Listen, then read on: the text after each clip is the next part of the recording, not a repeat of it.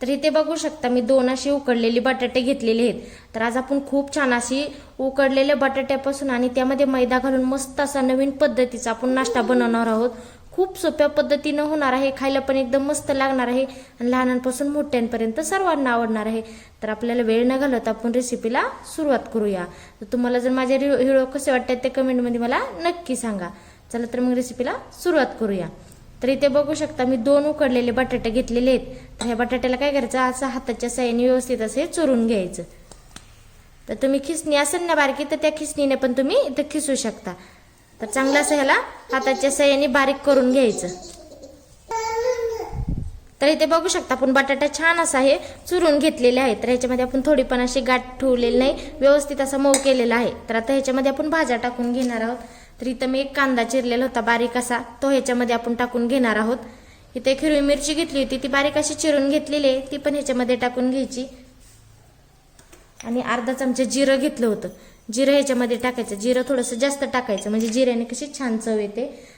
आणि त्याच्यामध्ये थोडीशी हळद टाकायची. आणि हळद टाकल्यानंतर आता ह्याच्यामध्ये मीठ टाकून घ्यायचं, चवीनुसार मीठ टाकायचं.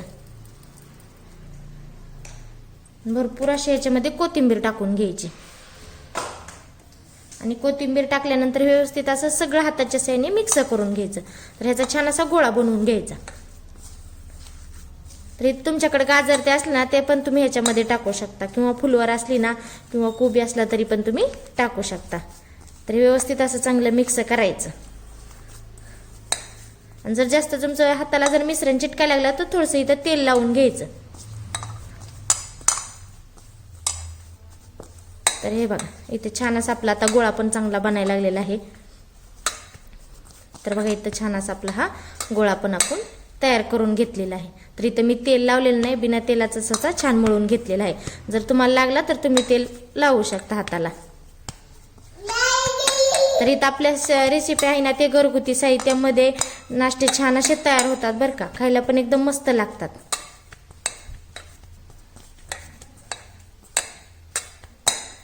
तर आता इथं मी छान असा हा गोळा तयार करून घेतलेला आहे.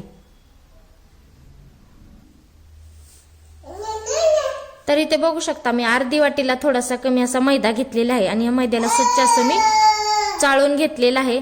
आणि त्यामध्ये मी इथं 1 चमचा तांदळाचं पीठ घेतलेलं आहे. तर ते पण आपण ह्याच्यामध्ये टाकून घेणार आहोत. आणि ह्याच्यामध्ये पाणी ओतायचं आणि सर्व असं हे मिक्स करून घ्यायचं. इथं हे मिश्रण जास्त असं पातळ नाही करायचं, मध्यम असं हे मिश्रण आपण तयार करून घेणार आहोत.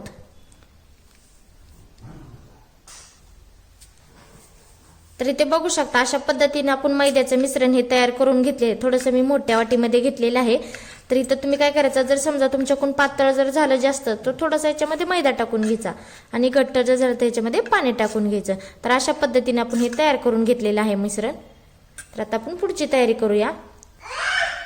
तर आता हे आपण जे बटाट्याचं मिश्रण तयार केलं ना, त्याला तसं व्यवस्थित असं मळून घेतलेलं आहे. तर छान असं हे मऊ झालेलं आहे आपलं पिठा. तर त्याला काय करायचं, थोडासा असा गोळा काढून घ्यायचा.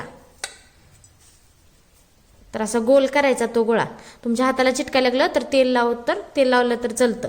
आणि हे असा गोल केल्यानंतर असा दाबून घ्यायचा. आणि असं व्यवस्थित असा ह्याला गोल आकार द्यायचा.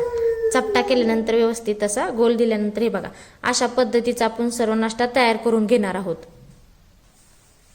तर इथे बघू शकता अशा पद्धतीचा आपण नाश्ता तयार करून घेतलेला आहे. गॅसवरती कढई ठेवलेली आहे, त्यामध्ये मी तेल टाकलेलं आहे. तेल हे चांगलं असं गरम करून घ्यायचं. आणि गॅस हा मोठाच ठेवायचा, म्हणजे पटकन असं तेल गरम होते.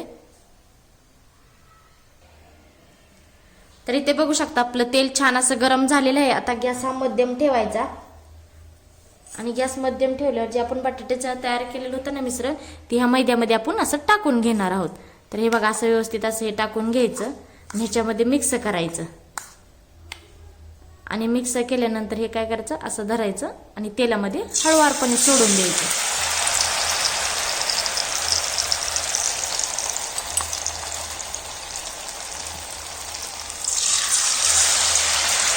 तर व्यवस्थित असे हे सोडून द्यायचे मध्यम गॅसवरती.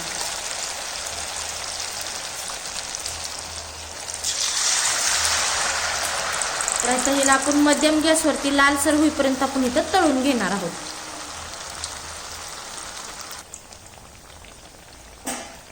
तर इथे बघू शकता आपण दोन्ही साईडनी छान असं लालसर होईपर्यंत आपण हे तळून घेतलेलं आहे. तर आता काय करायचं, ह्याला आपण काढून घेणार आहोत. छान असं कडक पण झालेलं आहे, तांदळाचं पीठ टाकल्यामुळे छान असं कडक झालेलं आहे. तर हे बघा अशाच पद्धतीने आपण तळून घेणार आहोत बाकीचं पण. तर आहे ना मस्त नाश्ता हा कमी साहित्यामध्ये. तर आपण चला तर मग बाकीच्या साईडने असंच तळून घेऊया. तर इथे बघू शकता आपला मस्त असा बटाट्यापासून आणि मैद्यापासून आपला नाश्ता तयार झालेला आहे. खायला पण एकदम मस्त लागणार आहे. लहानांपासून मोठ्यांपर्यंत सर्वांना आवडणार आहे. आणि लहान मुलांच्या डब्याला पण तुम्ही हा नाश्ता देऊ शकता.